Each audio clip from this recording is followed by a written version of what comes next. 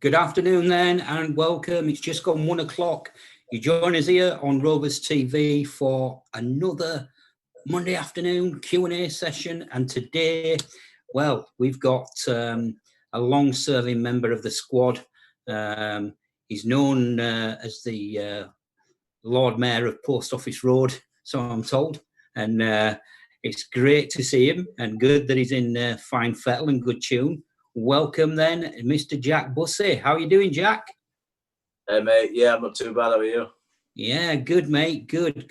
You're looking quite built up there, Jack. Have you been hitting the weights and training quite a bit? Yeah, we managed to nick a bit of weights out of the gym before all lockdown happened. So I've been doing a little bit of weights, trying to do a bit of running, trying to keep myself fit. All right. So when Greg says, "Where's all my weights gone?" we now know that you've got a few. So you'll be expecting them back, mate. I hope not. I don't mind having them here. How's this lockdown affected you, Jack? Both sort of like personally and on a rugby front. Yeah, well, I was speaking to some lads last week. It's like the longest time off any of us have had from rugby since we started, really. I mean, I started when about 5, so it's the longest time I've had since then. So it's a bit strange. I don't know. It's obviously at first your body's happy for the break. You're not having no bumps and bruises. You're waking up, you feel okay, but yeah, I'm kind of missing feeling like I've been hit by a car or something. All right. Because I suppose it's like when you're so used to that routine, aren't you? It kind of knocks you out of your stride, doesn't it? Yeah, it's just finding other ways to keep yourself busy instead of obviously training now or playing, which is it's pretty different. And have you got somebody that you can train with, Jack? Obviously like a bit of a training partner. Or I know Choo Choo takes his dog, doesn't he? So I just wondered, just wondered if you've got somebody. I don't know who he takes. Josh told me last week that he trained with Choo Choo and Choo Choo were just eating Josh's dust. So I don't think he's doing all these runs. Ah, right. I think he's got a contract with Uber Eats or Deliveroo that he gives it to their drivers and says just use this, attach it to your car and rack up some miles. I don't know who's giving it to, but it's a blatant lie. Brilliant. Well, Jack, good that you're here. I don't know how many of these you've seen. We normally start off, we'll talk a little bit about your rugby career from where you started out to where you currently are now. And then we'll ask you a few questions about your teammates, etc. So you can be as brutally honest as you need to be, mate. A few sort of like quick fire questions as well. And then obviously we'll have some questions from the fans that have sent questions in so far, etc. And if you're just tuned in and just joining us, don't forget, you can still send a few questions in. If you've got anything that you'd like to ask Jack, you might want to ask him where he gets his hair done or why he looks so, a bit like the old Benny Blackwood look there. But we'll come back to that anyway. So, being a Yorkshire lad, Jack, talk us through how you started out in rugby. When you first started playing, what first got you, into the game? I suppose I've kind of been brought into a rugby family. My dad played it before I was born. My elder brother, he played it. Then I just kind of used to go down, watch him play outside at field while he was playing or while he was training. And I just kind of one day went down for my own age. Well, I was playing a couple of years above it at the time. I started training with his team for a bit. So where did you actually start playing then, Jack? Which was your first club? The only club for me, Stanley. Ah, right. I didn't know that. I didn't know you'd started out at Stanley because obviously a rich heritage there, and obviously there'll be a few players that like Sam Ellis and Jordan Lilly and all them. But were they around at the same time? I think Sam and Jordan are a couple of years younger than me, but there's Sam, Jordan, Ashton Golden. They've all come through Stanley. Yeah, because it's quite a good breeding ground, isn't it? That club, they do really. If you've got a talent, you know that you're going to get pushed forward, don't you? Yeah, I think it helps more so now that the new club's been built. Well, I say the new club, but it's been around for a while now. It's just I know it as a new club from the old one. Yeah, the facilities there are unbelievable. I mean, the main pitch there is better than a lot of semi-pro teams. Yeah, even the I know you've got that main pitch, but even on the back side of that, where they do all the training and stuff like that, that's still it's still a decent pitch, isn't it? Yeah, they've got a good training pitch. Yeah. Good stuff, mate. So you started out then, and you sort of like you're growing up, etc., and you were at Stanley. So when did you first sort of like start looking and thinking, yeah, I can make a career of this in rugby? I don't know. It's something. I suppose any lad, when you start playing a sport, you always think, I would like to, but it just never. I just enjoyed having fun with my mates. And it got to around 15, 16, and everyone started getting signed, and I was a late developer. I was still pretty small. I was still about just over 5 foot at that age, and I had a bit of a growth spurt then.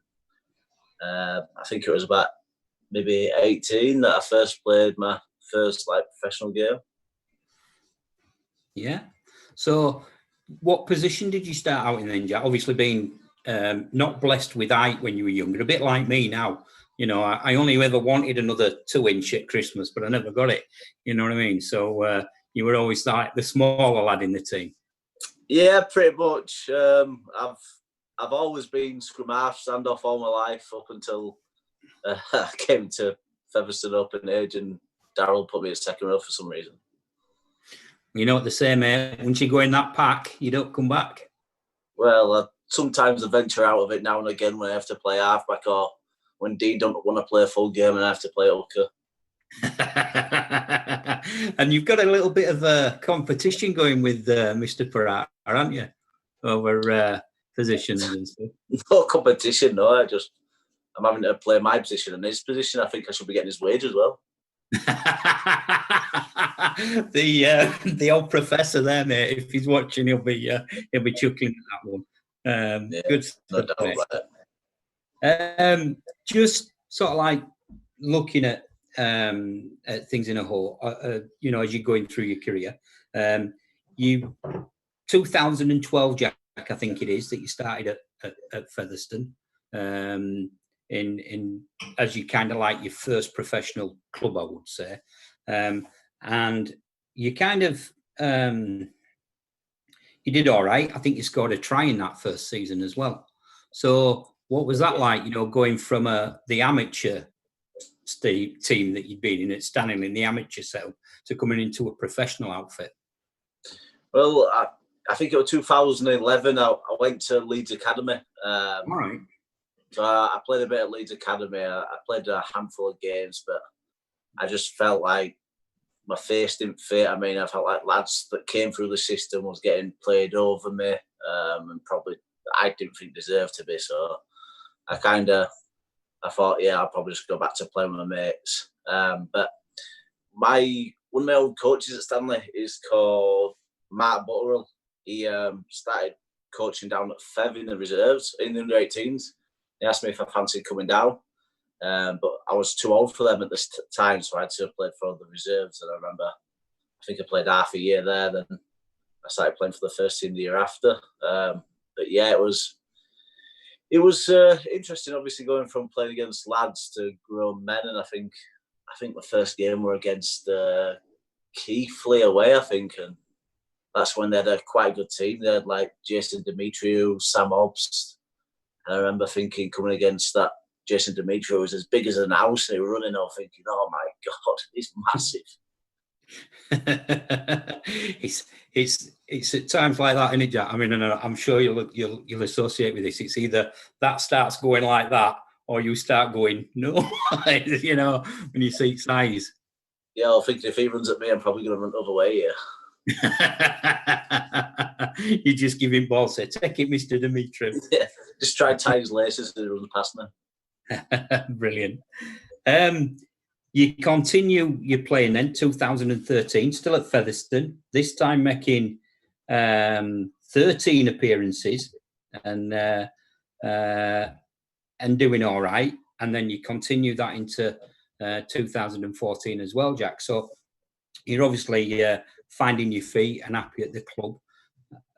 From that, you sort of like came on. I mean, I know a lot of them appearances in your early stage were as a playing sub, but you still start to manage that and carve out that route to playing, consistently week in, week out. So did you sit down with any of the coaches that you had at the time and say, look, this is where I want to be, this is what I want to be doing, and more or less, where you get a player knocking on the coach's door saying, look, I want to play, I don't want to be sat kicking my heels, etc. Yeah, I mean, when I first started when I made my first team debut and first started playing a few games, it was Darryl and Shez, they were coaches. So I was just finding my feet with them, how they want me to play, what they want me to do. And I mean, I'm going from playing scrum half to second row for them in the first team. All loose forwards, because they used to play loose forward as a bit of a ball player as well. I kept finding my feet with them, and I was just trying to not be a burden at first to the team. I wanted to, show that I'm willing, and whatever needs to be done, I'll try my best to do it.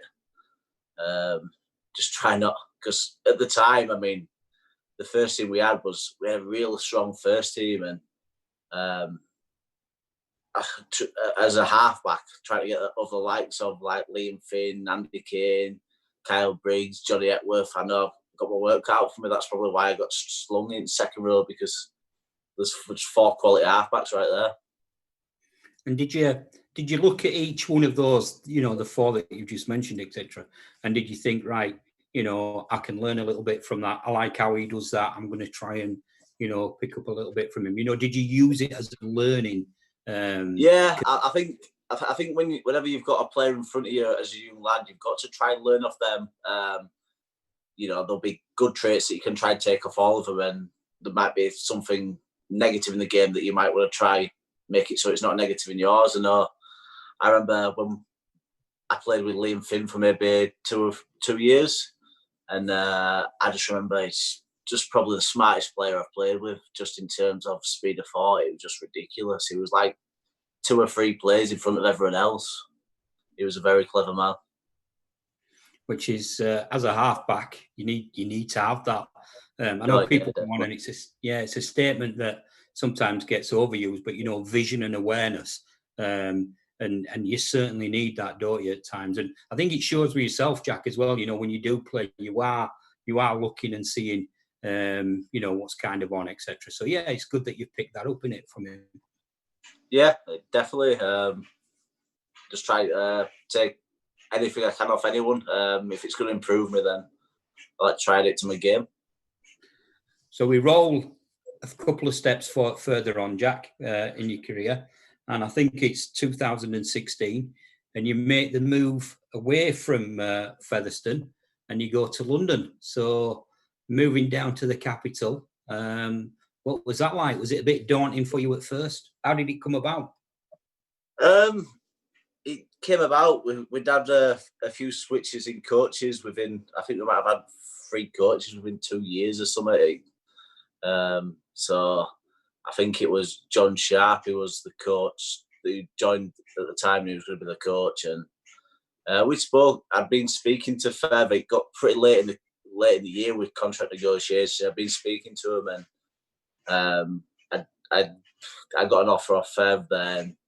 My agent said, it was. I think it was just before we played the Shield final against London.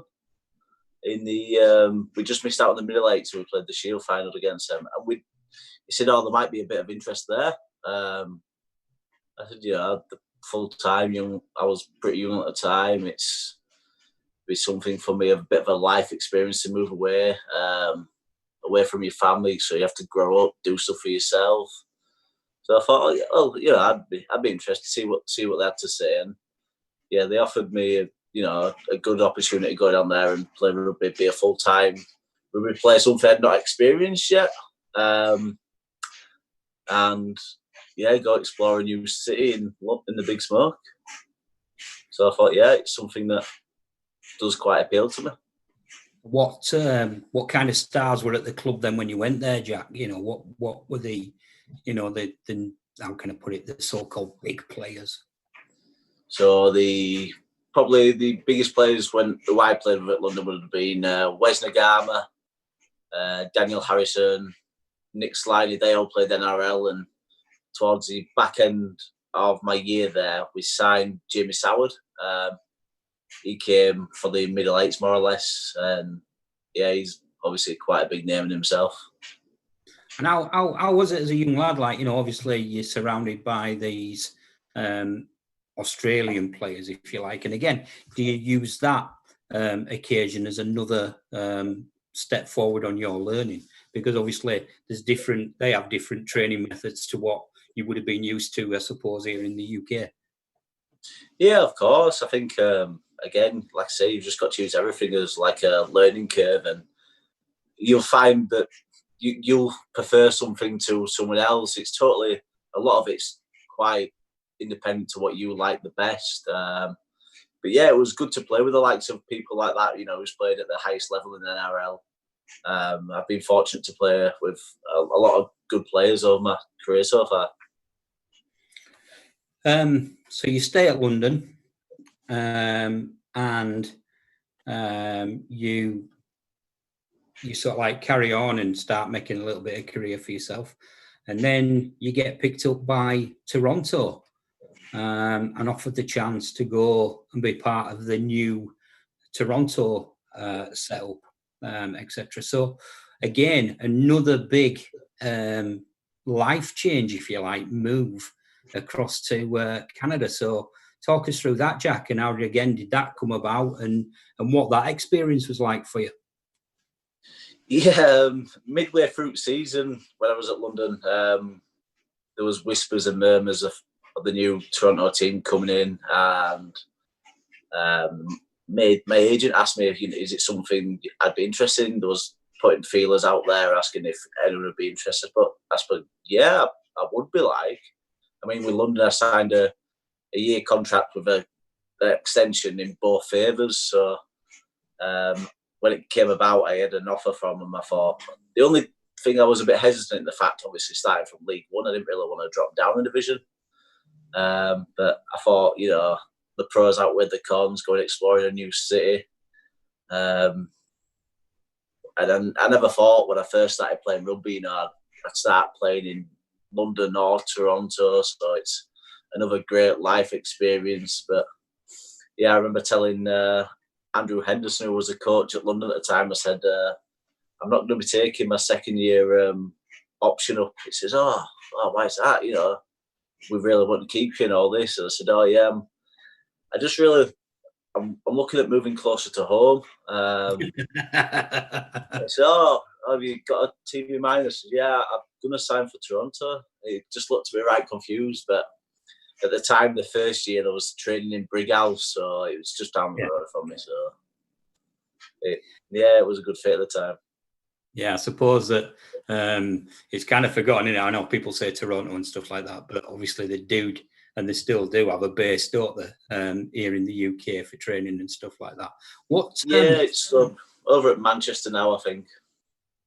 Was there a lot of how can I put it? Was there a lot in common? You know, so if I were to say, right, we'll look at Leeds to Toronto, you know, obviously two cities, etc., two towns. Did you find there's a lot of similarities, or is there a massive change? I'd say, I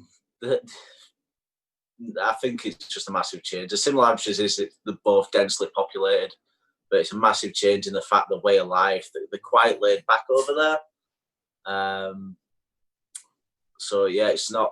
I find the people nicer as well. You know, they actually have manners and stuff, so that's nice.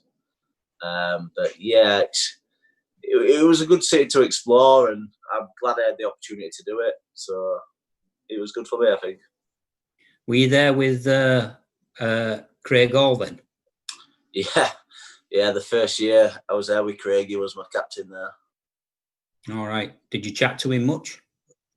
On occasions, he's a pretty quiet bloke. He's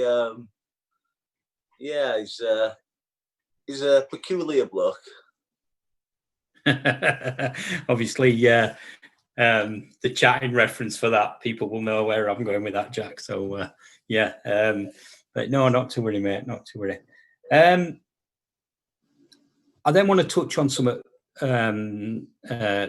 with you, Jack, and I know it's a bit, I know being through the same sort of kind of thing myself, it's a bit of a traumatic thing, but you go through the experience of battling with cancer in 2017.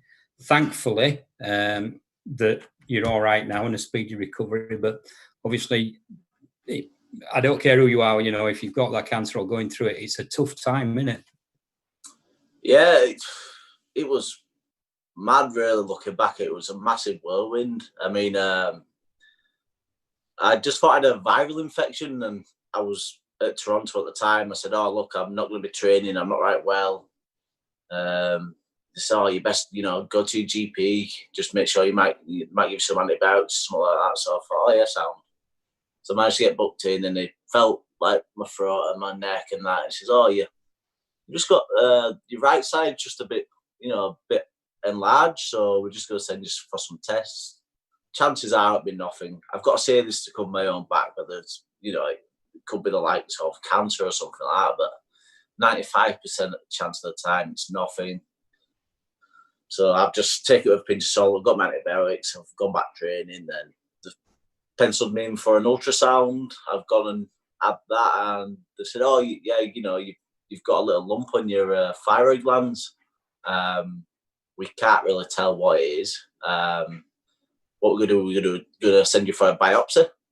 So they sent me for a biopsy on it, and they said, "Yeah, we're still not really sure. It's got good characteristics and bad characteristics. So what we're going to do is just going to cut you open straight away and, and take your right side of your thyroid out."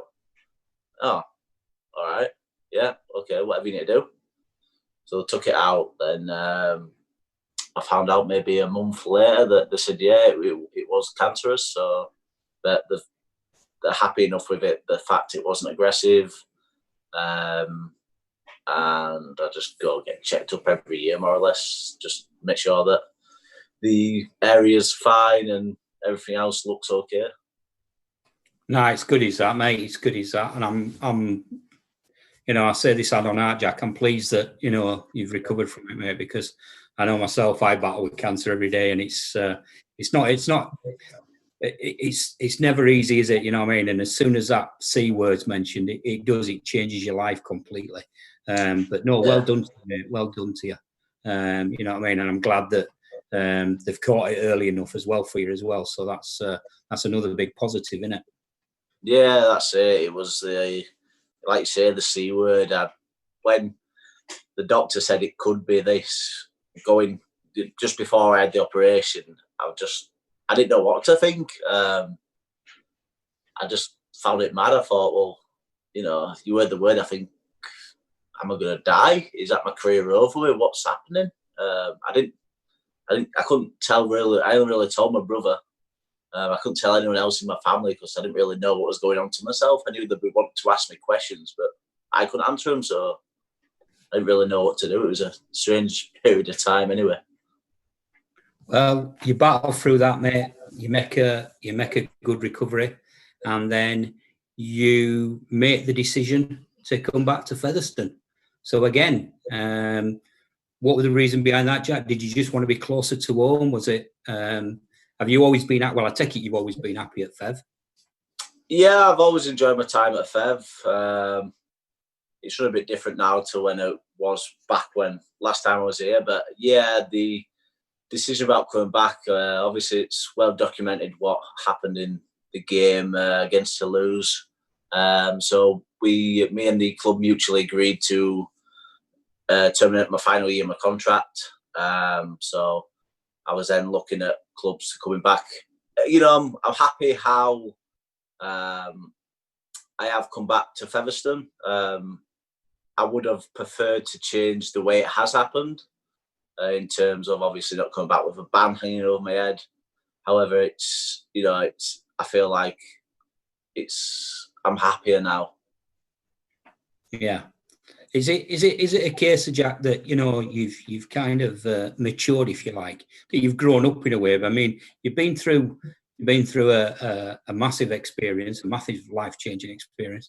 You've travelled a bit, you've settled down, but as you say, then you kind of you come back to Featherstone and you think, right, I can really kick on now. I can settle and I can go forward and really do what I need to do to be a good all-round seasoned rugby player.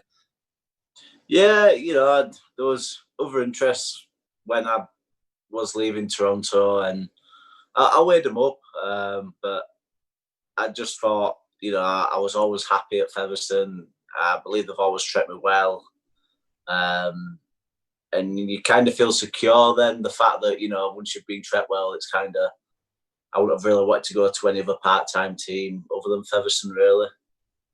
So yeah, it was a pretty easy decision for me to come back. You made a good start. As the season started, you were in impressive form, if you like. It was certainly good as you were going. How hard was it then when the lockdown came along? Just to sort of like be told, right, that's it, we're not playing. Yeah, it's not ideal for any of us, really. We all love playing and being around the boys. It's been different. I mean, not seeing some of them since it started, which is a bit weird. Seeing them 3-4 times a week. Some of them it's been nice not to see them, but it's just getting used to it now. Right, Jack. We're gonna move on. I'm going to ask you a few questions now about your teammates. So we'll start with who's the funniest member of the squad? For actual good humour, I'd go Craig Hall is very dry. For stupidness, I'd say Josh. Who's the longest in the showers? 100% Craig Hall. Who would you room with? When you're playing away, not playing abroad, etc. I've had a couple of different roomies. When we went to Valencia, I roomed with Greg Worthington. So I've known Greg now since I first started at Fev, so it was pretty easy to room with. He's quite chilling, laid back, likes music. Good stuff, mate. If you had to spend this entire lockdown period with just one other member of the team, who would it be? I know it wouldn't be. Who would it be? I think it would have to be someone who likes playing Call of Duty and someone who's not too annoying. Maybe Lockie, maybe Chiz. They're not bad on Call of Duty and they're not too annoying. Definitely not Coops or Josh. Right. Well, I was just going to ask you who wouldn't you choose? So I think you've given us an answer there, Jack. Yeah, definitely not them two. And finally, on teammates, Jack, who do you think will make a great future head coach?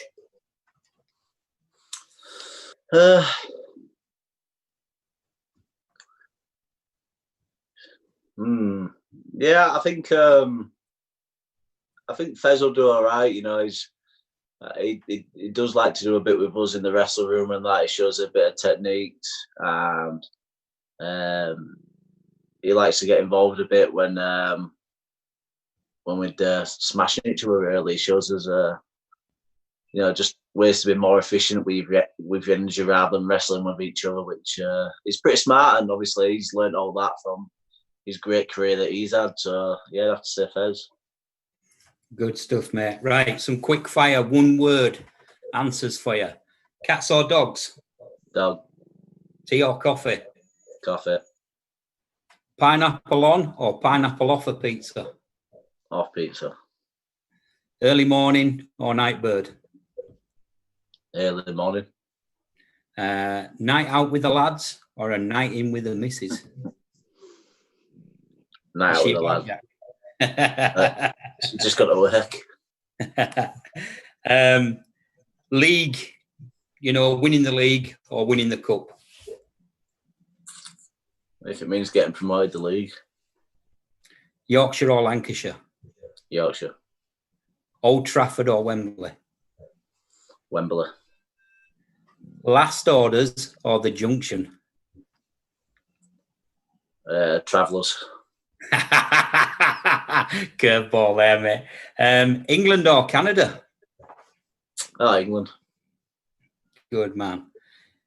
Jack, we're doing great so far, mate. I'm just looking. We've got a little bit of time. So what I'm going to do now is I'm going to ask you a few of the questions that we've had sent in from the Featherstone faithful and fans, and one or two names you might know here, Jack. So we'll start off with Sam Webster. And Sam asks, as someone who's played in Canada, what do you think the expansion of the sport is like, overseas? And do you think it's good for the game, especially now that there's the potential of more teams coming, like Ottawa and New York? Yeah, I think it can only be good for the game. I think they've got to go around things the right way. But as long as they do that, they're only growing the interest in the game, really, which is only good for the game. We're going to get people from Canada and maybe America eventually playing, so the talent pool, makes our game stronger, and the stronger our game is, I suppose everyone benefits. Okay. Alexa Arkinson asks, what is your biggest career highlight to date? I'm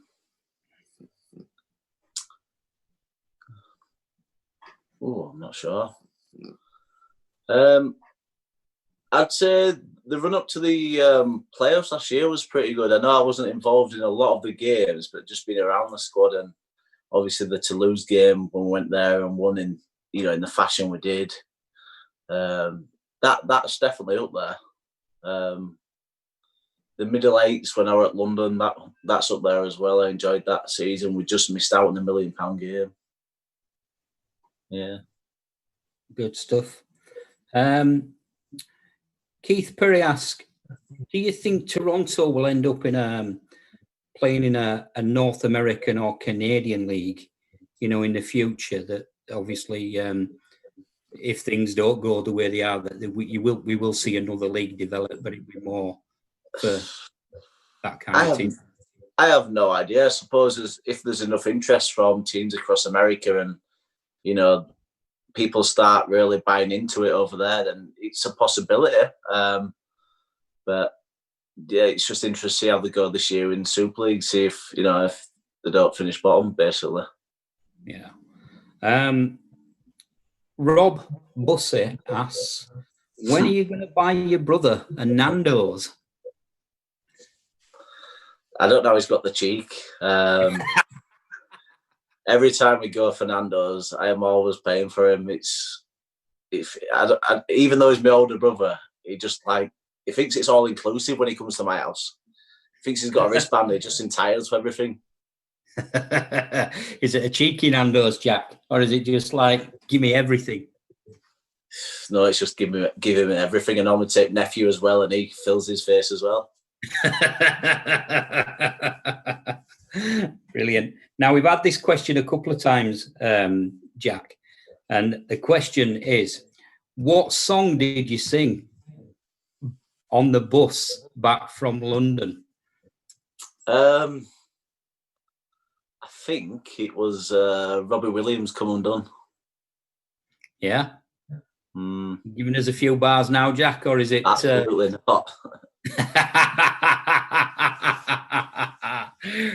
Obviously, we've talked to other lads in the team as well, and it sounds that after that win in London, that the bus was a great atmosphere to come back on, and that everything was sound, mate.